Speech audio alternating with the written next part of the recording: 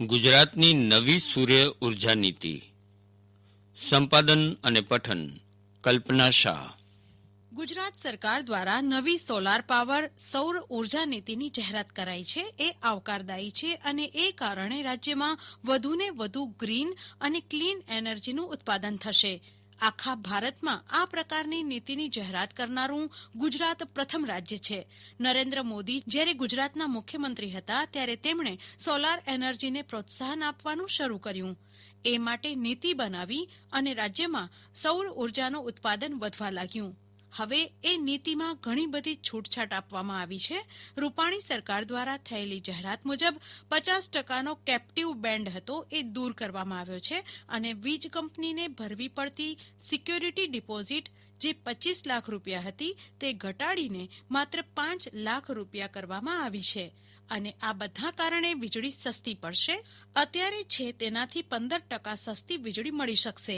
એટલું જ નહીં, કોઈ મકાનની છત કે જગ્યા ત્રીજી પાર્ટીને સૌર ઉર્જા ઉત્પાદન માટે આપી શકાશે.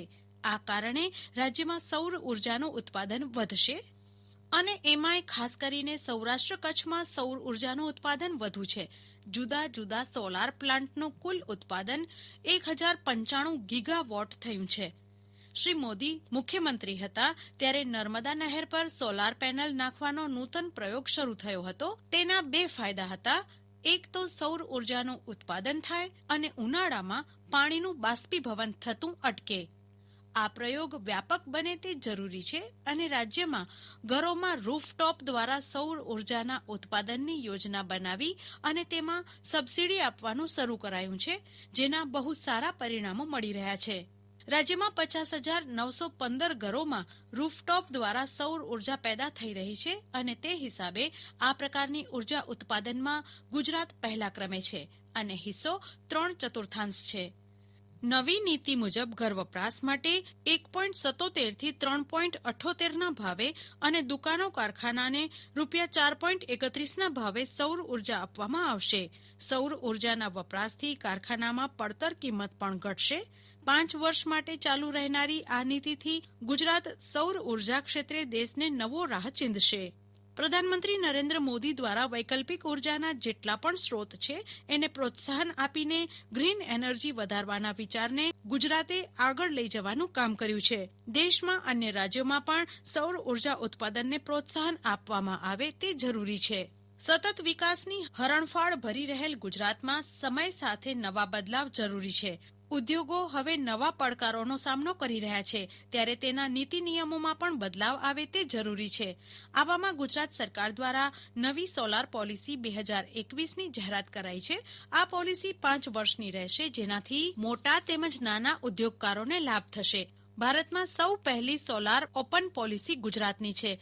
મુખ્યમંત્રીએ કહ્યું છે કે સરકારે હંમેશા પોલિસી આધારિત વહીવટી કાર્યદક્ષતા વધારી છે. પોલિસીથી નાના અને મોટા ઉદ્યોગકારોની ગુજરાતમાં પાવર કોસ્ટ નીચે આવશે. હાલ ₹8 પર યુનિટ વીજળી મળે છે. નવી પોલિસીમાં પાવર કોસ્ટ ₹4.5ની આસપાસ આવશે. નવી નીતિથી નિર્માણ ખર્ચ ઘટશે, જેથી ગુજરાતના ઉદ્યોગોની પ્રોડક્ટ દુનિયાભરમાં સારી રીતે સ્પર્ધા કરી શકશે. ઉલ્લેખનીય છે કે રાજ્યમાં સોલાર ઉર્જાનો વ્યાપ વધે અને લોકોને સસ્તી વીજળી ઘર આંગણે મળી રહે તે માટે સોલાર પોલિસી વર્ષ 2015માં કાર્યાન્વિત કરાઈ હતી.